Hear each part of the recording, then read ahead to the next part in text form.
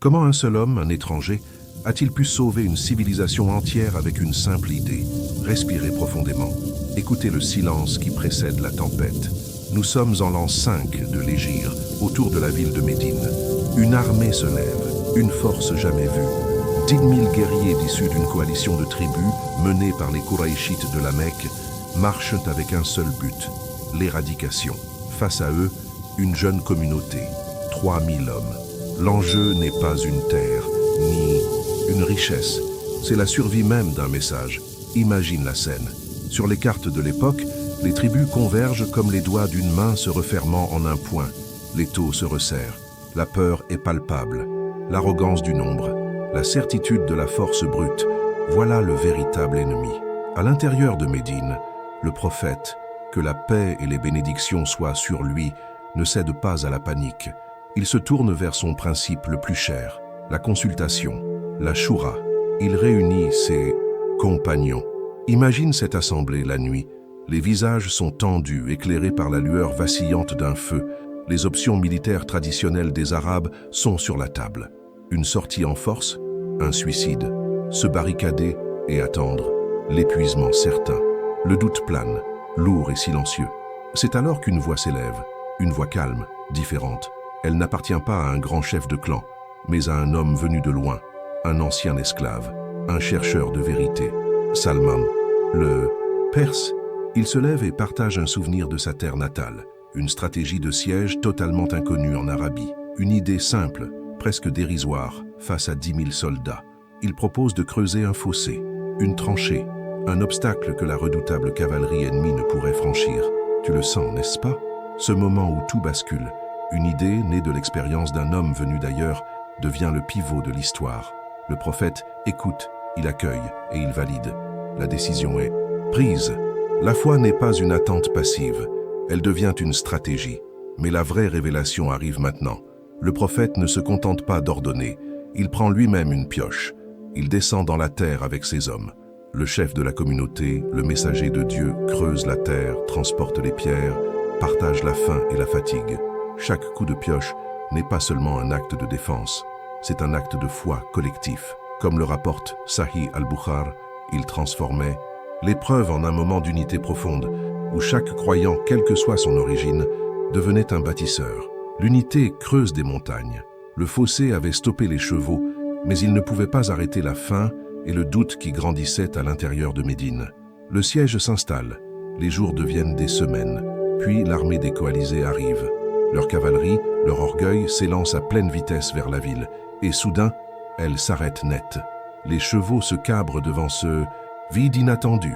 Leur plus grand atout est neutralisé par un simple trou dans le sol. L'arrogance se heurte à l'incompréhension. La stupeur des chefs Kouraïchites, décrite dans les récits, est totale. Leur plan semblait parfait, mais ils avaient oublié un adversaire qu'ils ne pouvaient pas voir. Et cet adversaire allait bientôt entrer en scène.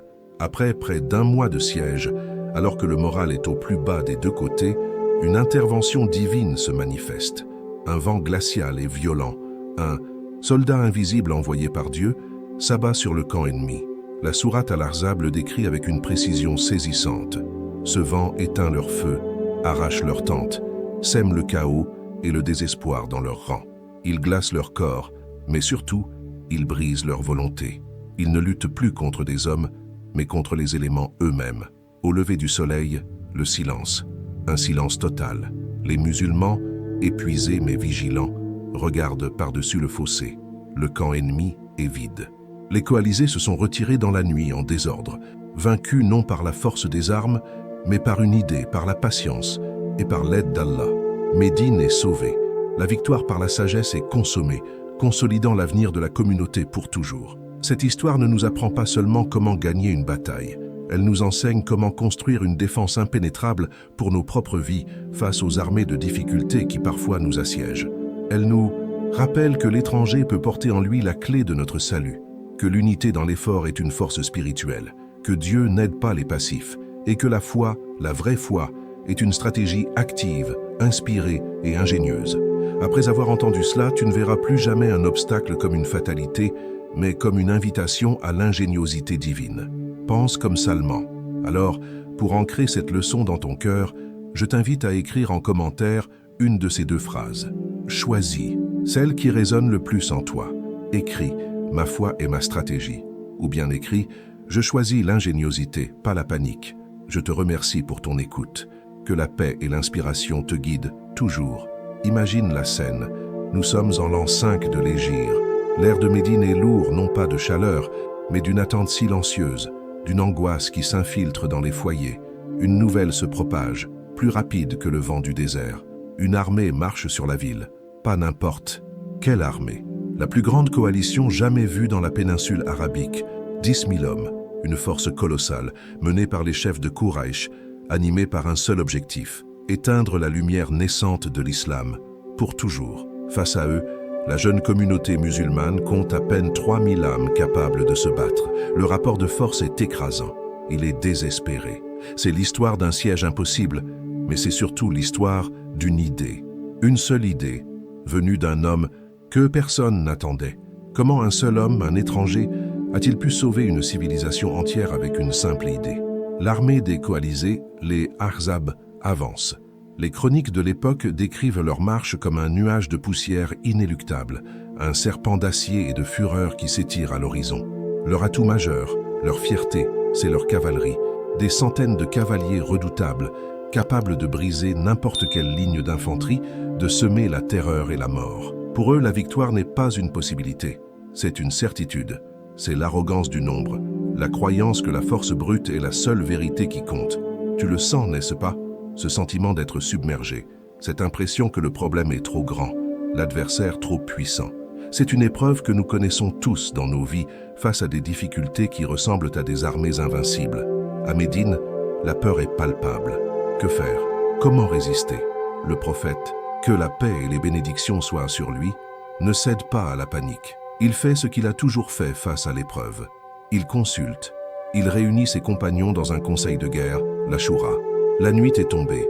À la lueur tremblante d'un feu, les visages sont graves. Les esprits cherchent une issue. Les options militaires traditionnelles sont évoquées. Sortir et combattre en plaine, c'est un suicide face à leur cavalerie. Se barricader dans les maisons et les fortins, cela ne ferait que retarder l'inévitable massacre. Le silence s'installe, lourd de doutes. Les stratégies connues des Arabes sont toutes insuffisantes. L'impasse semble totale, mais la vraie révélation arrive maintenant.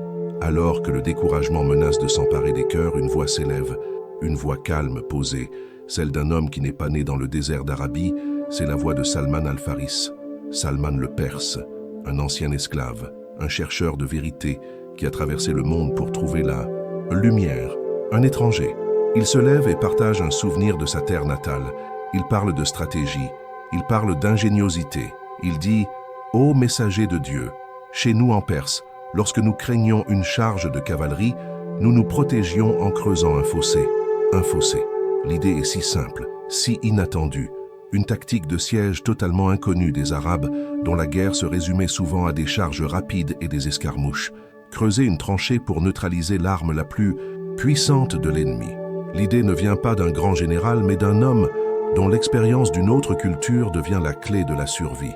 Un bâton dessine une ligne dans le sable. Un plan prend forme. La foi n'est plus une attente passive. Elle devient une stratégie. L'approbation est immédiate. L'espoir renaît, non pas comme une douce rêverie, mais comme un plan d'action concret. Le prophète, que la paix et les bénédictions soient sur lui, ne se contente pas d'ordonner. Il montre l'exemple. Il prend une pioche. Il descend dans le sol rocailleux de Médine et il commence à creuser. Imagine cette scène. Le chef de la communauté, le réceptacle de la révélation, le corps couvert de poussière, les mains marquées par l'effort, travaillant côte à côte avec les plus humbles de ses compagnons. Cet acte transforme la nature même de l'épreuve. Ce n'est plus un fardeau, c'est un acte de foi collectif. Chaque coup de pioche est une prière. Chaque pierre déplacée est une affirmation de confiance en Dieu et en l'ingéniosité qu'il inspire. Le travail est harassant, les jours sont courts, les nuits sont froides. La faim tenaille les ventres, comme le rapporte Sahih al-Bukhari. Mais l'unité creuse des montagnes.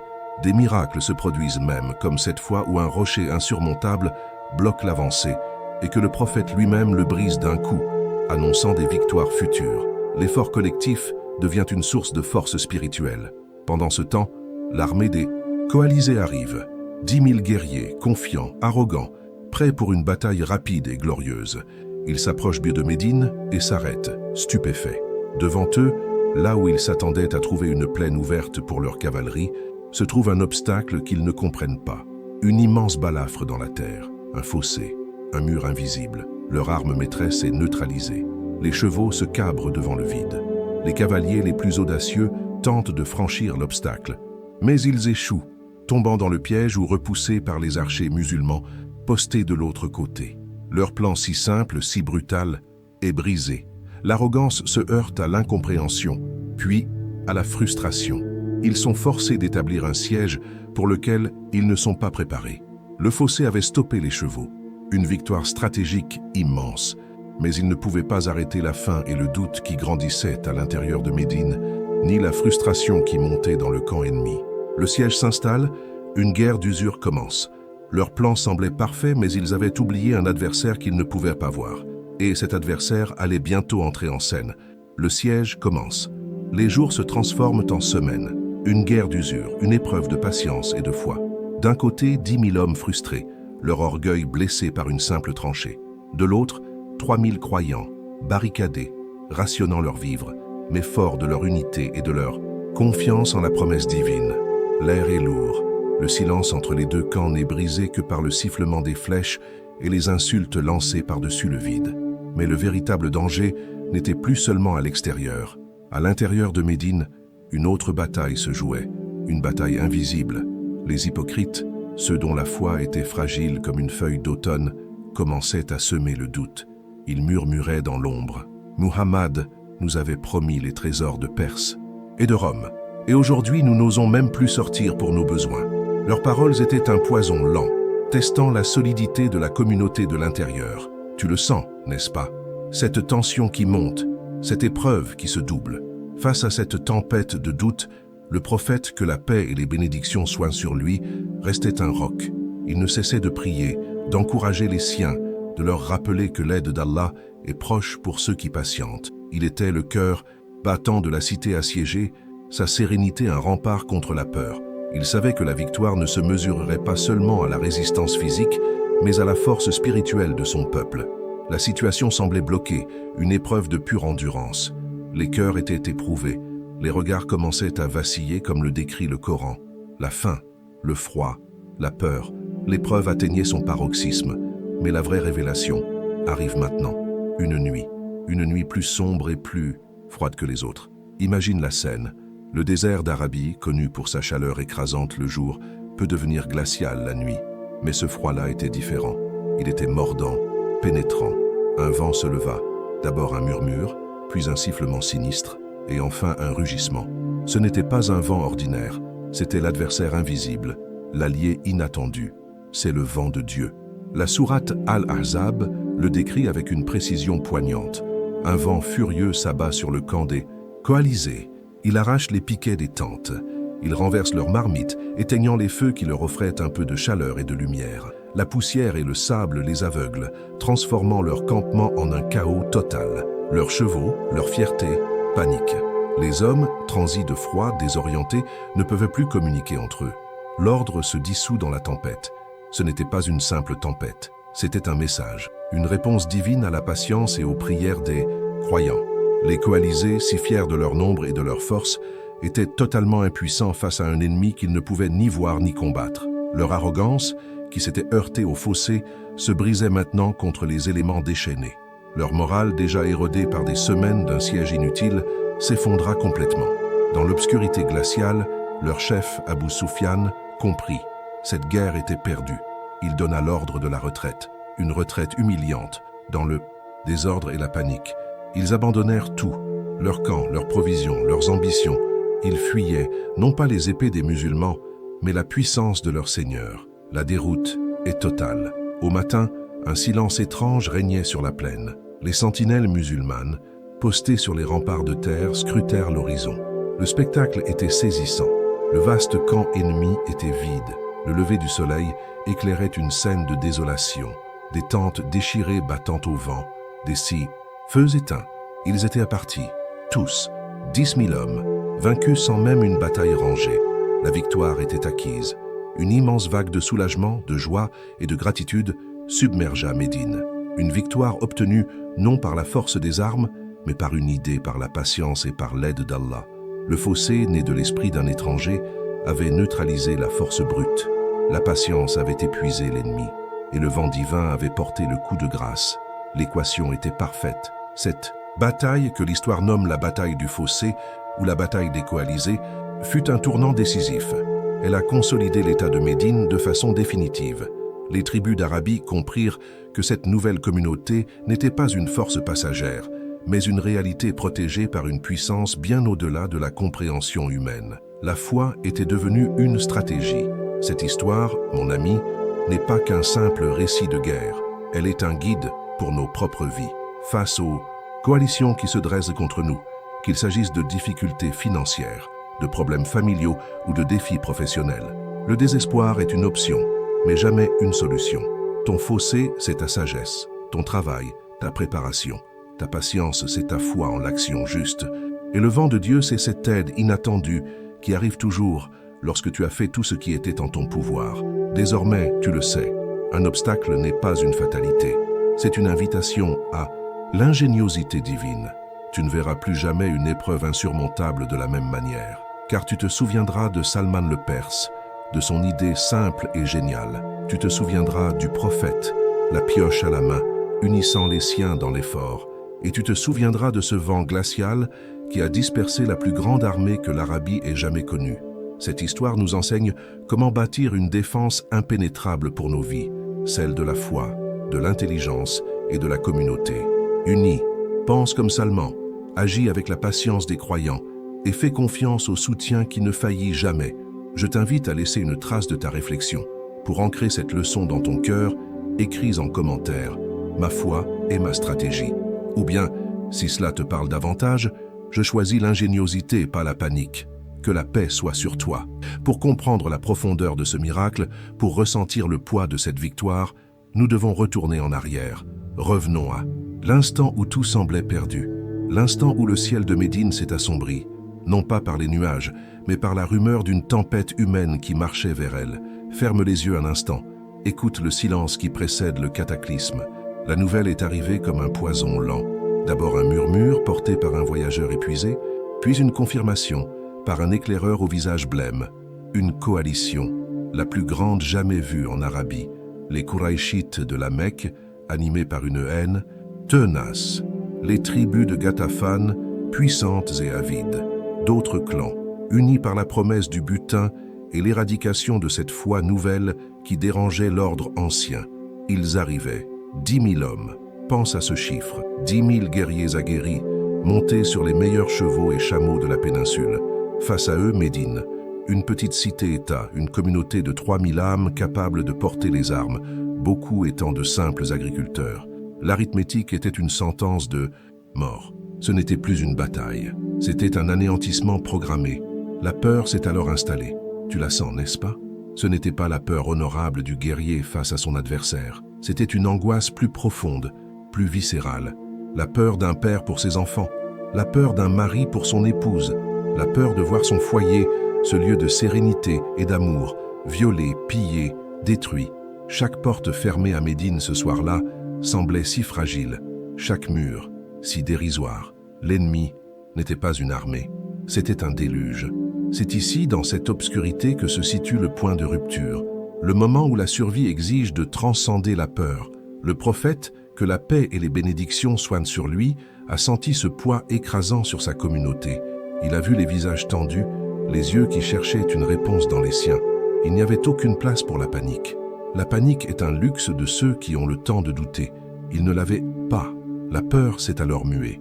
Elle n'a pas disparu, non, mais elle s'est transformée en une énergie froide, une détermination glaciale, une lucidité absolue. L'heure n'était plus à la lamentation, mais à l'action.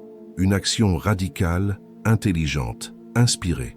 Le monstre était à leur porte, et ils n'allaient pas l'attendre les mains vides.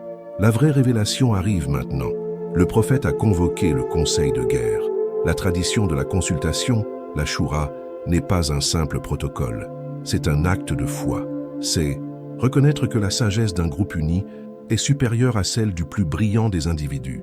Imagine la scène, une assemblée modeste, à la lueur vacillante des lampes à huile, les vétérans des batailles passées, les jeunes chefs de clan, les sages de la communauté. Le silence était lourd de questions. Comment se battre? Les stratégies arabes traditionnelles étaient bien connues. La sortie en force pour un combat en plaine, un suicide face à leur cavalerie, se barricader dans les fortins de la ville. Cela ne ferait que retarder l'inévitable, les exposant à un siège qui les affamerait jusqu'à la reddition. Chaque option classique menait à une impasse, à une défaite certaine.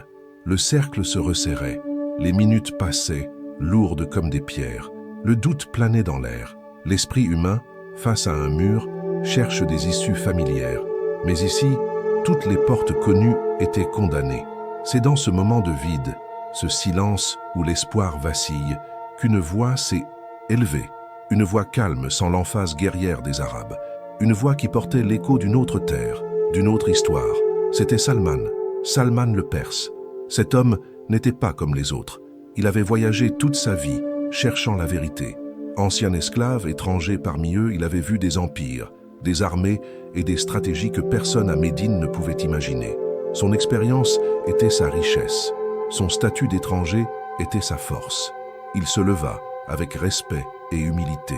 Il a parlé, non pas de courage ou de sacrifice, mais de tactique, de science militaire. « Ô messager de Dieu », commença-t-il, sa voix posée contrastant avec la tension ambiante. En Perse, lorsque nous craignions une charge de cavalerie, nous nous protégions par une tranchée, un fossé.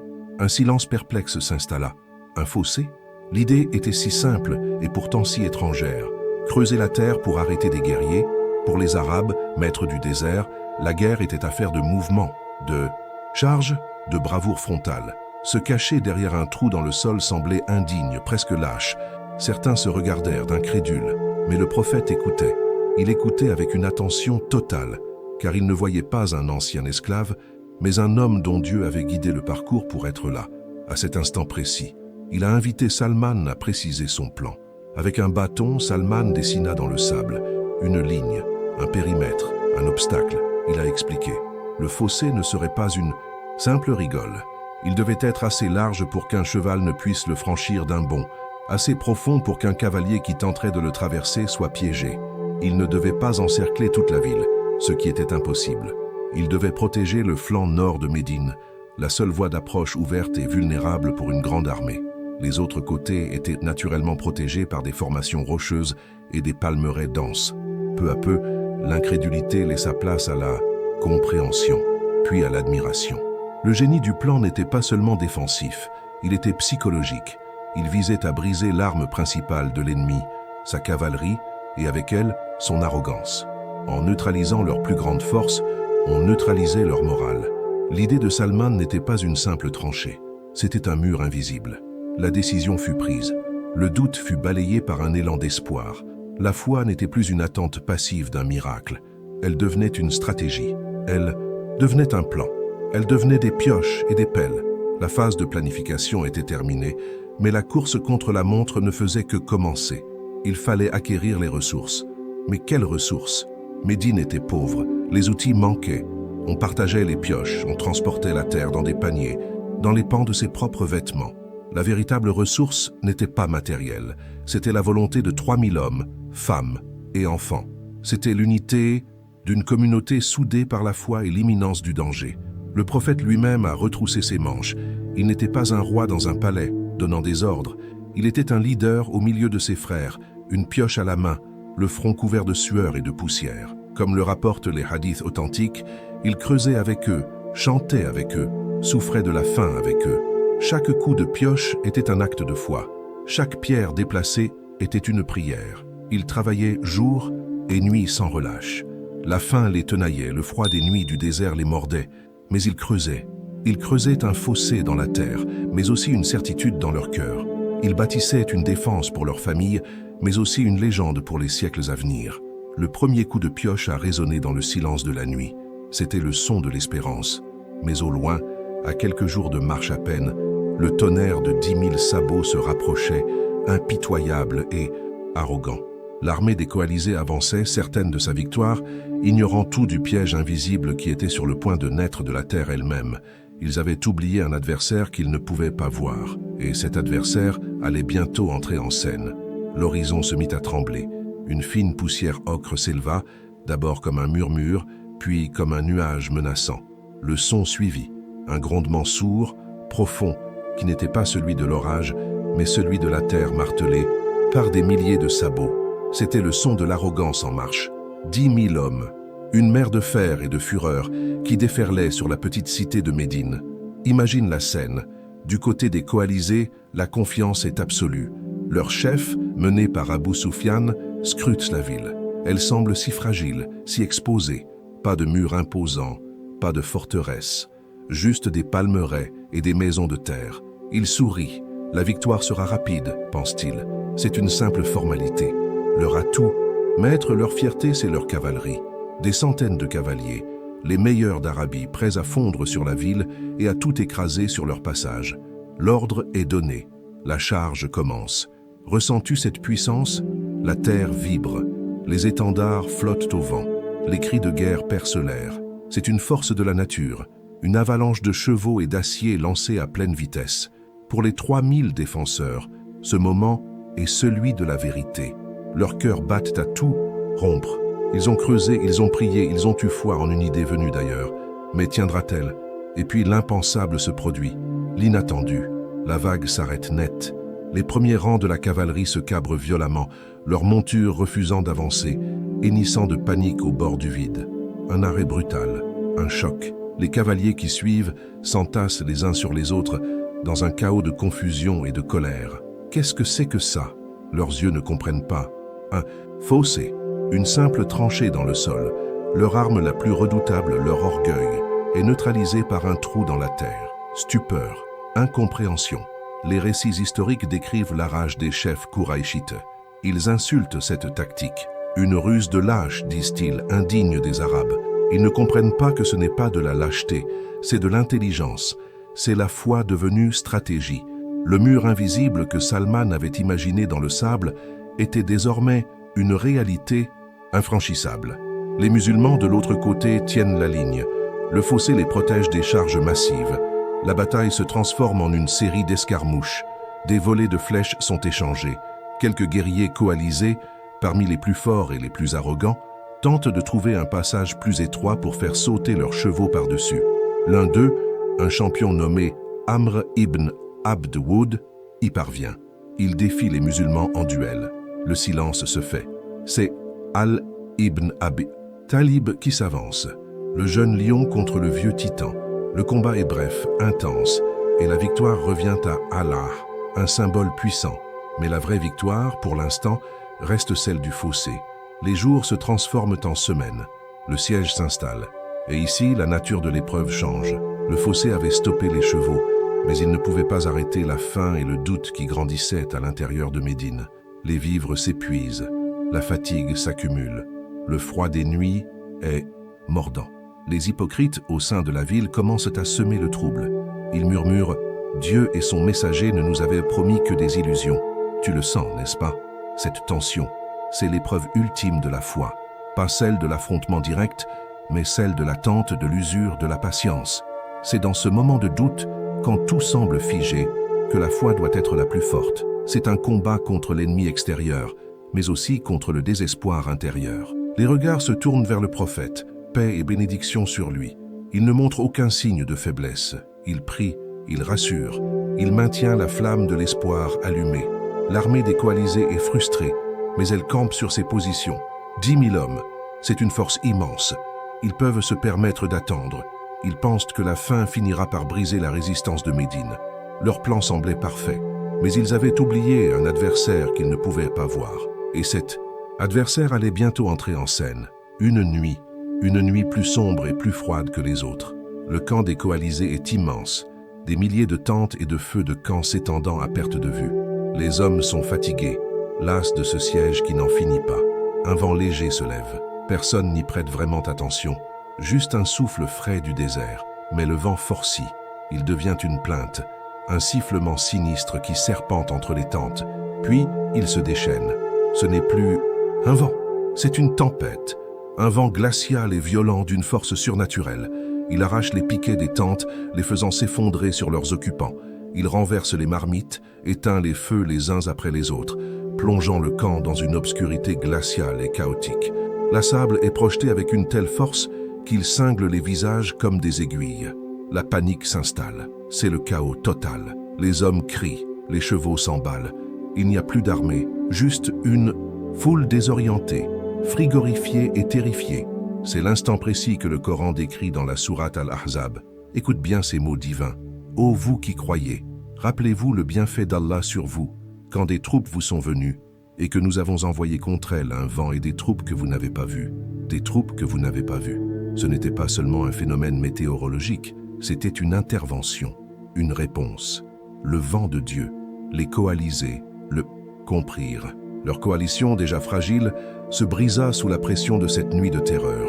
Les chefs de tribus s'accusèrent, mutuellement. La méfiance remplaça l'alliance. Ils n'affrontaient plus seulement 3000 hommes retranchés, mais une force invisible, une volonté divine qui protégeait cette cité.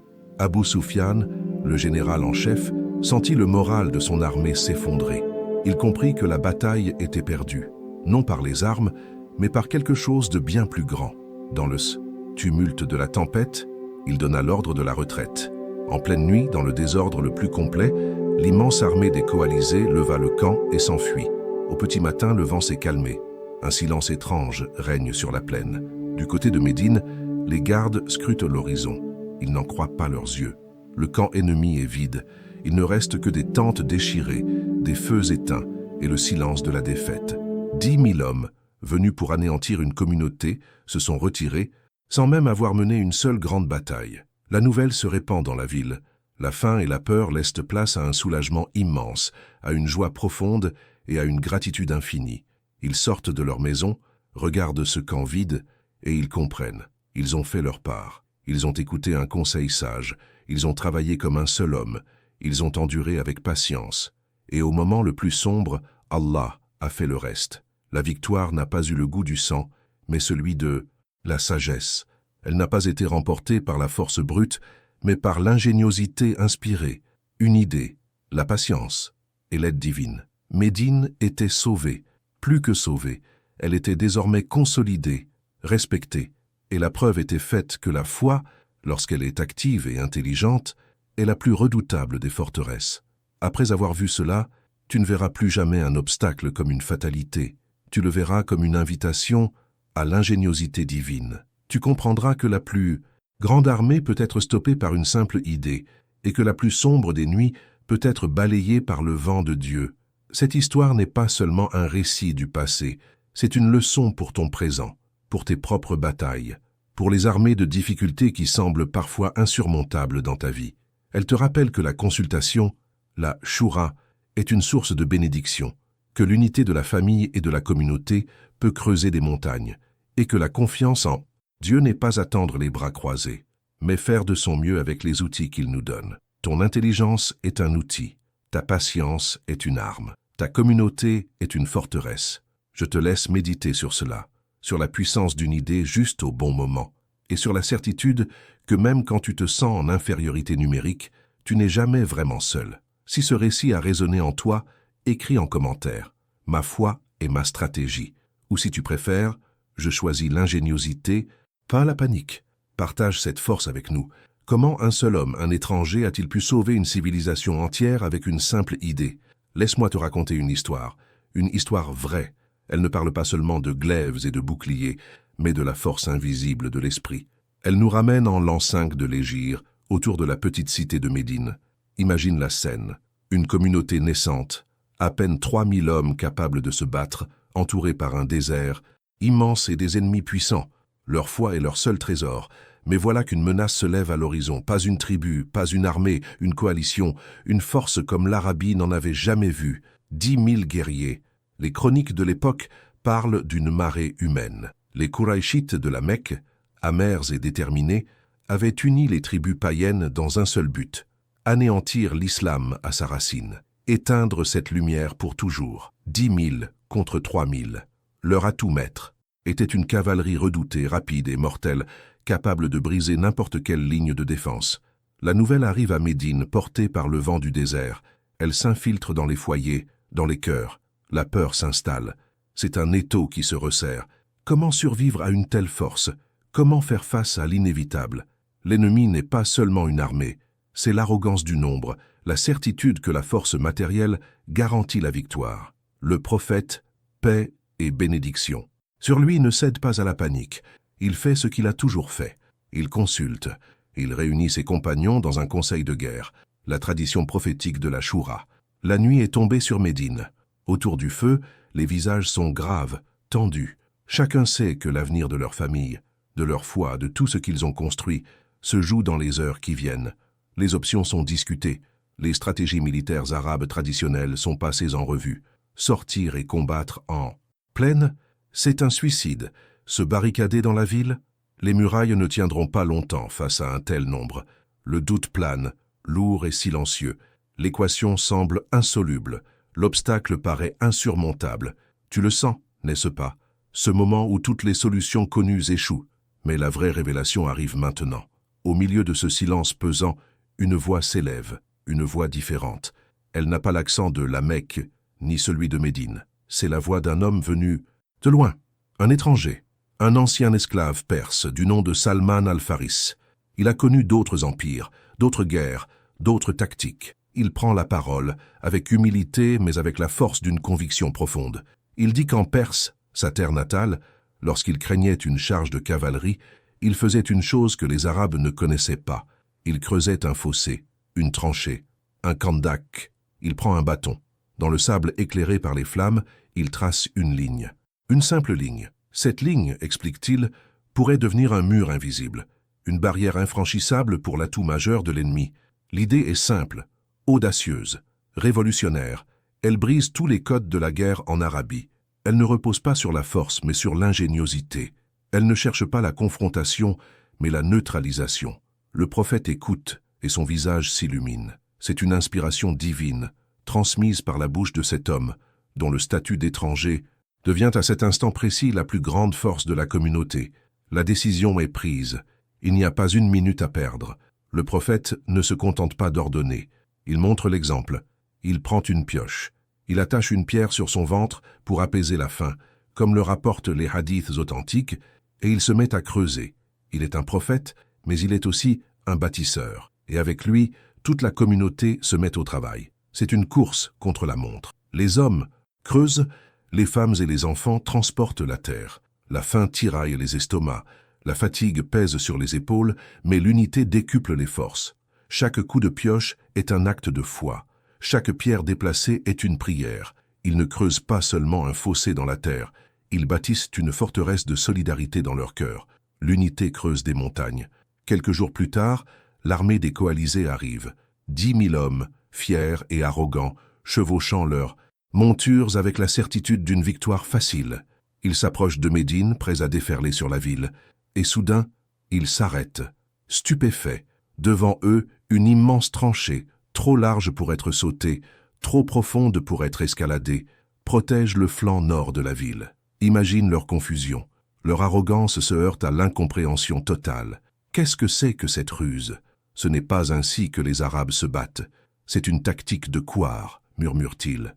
Mais leur frustration est immense. Leur cavalerie, leur fierté, leur arme absolue est totalement neutralisée, impuissante.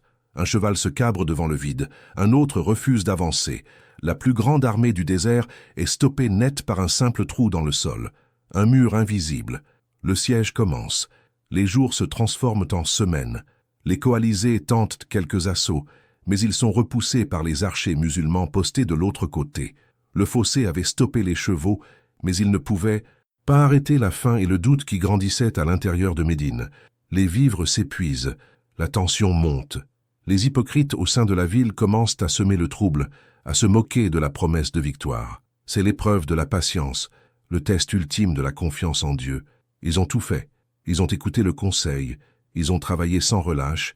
Ils ont mis en place la meilleure stratégie humaine possible. Mais maintenant, la situation est bloquée. L'ennemi est toujours là, nombreux et patients, attendant que la faim fasse son œuvre. Leur plan semblait parfait, mais ils avaient oublié un adversaire qu'ils ne pouvaient pas voir. Et cet adversaire allait bientôt entrer en scène. Alors qu'une nuit glaciale s'installe sur le désert, une intervention divine se manifeste. La sourate Al-Ahzab la décrit avec une précision saisissante. Un vent, pas un vent ordinaire, un vent furieux, glacial, d'une violence inouïe, s'abat spécifiquement sur le camp des coalisés. Imagine la scène. Les feux qui leur donnaient un peu de chaleur sont éteints d'un souffle. Les tentes, leur seul abri, sont arrachées et s'envolent dans l'obscurité. Le sable, soulevé par la tempête, les aveugle et s'infiltre partout. Leurs marmites se renversent. Leurs montures paniquent. Le chaos est total. C'est une armée invisible, comme le dit le Coran, une armée de Dieu qui vient briser leur morale et leur logistique. Pendant des semaines, ils avaient assiégé Médine. En une seule nuit, ils se retrouvent eux-mêmes assiégés par les éléments. Leur alliance, déjà fragile, se fissure sous la pression de cette épreuve surnaturelle. Le froid s'infiltre dans leurs os, mais c'est le doute qui gèle leur cœur. Ils comprennent qu'ils ne luttent pas seulement contre des hommes. Au lever du jour, le vent se calme. Le silence revient. De l'autre côté du fossé, les musulmans regardent.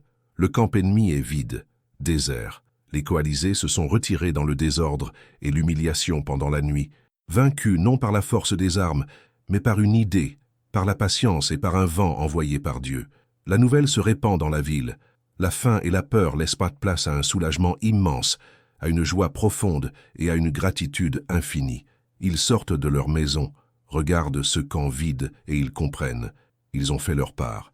Ils ont écouté un conseil sage. Ils ont travaillé comme un seul homme. Ils ont enduré avec patience. Et au moment le plus sombre, Allah a fait le reste. La victoire n'a pas eu le goût du sang, mais celui de la sagesse. Elle n'a pas été remportée par la force brute, mais par l'ingéniosité inspirée, une idée, la patience et l'aide divine. Médine était sauvée. Plus que sauvée, elle était désormais consolidée, respectée, et la preuve était faite que la foi, lorsqu'elle est active et intelligente, est la plus redoutable des forteresses. Après avoir vu cela, tu ne verras plus jamais un obstacle comme une fatalité. Tu le verras comme une invitation à l'ingéniosité divine.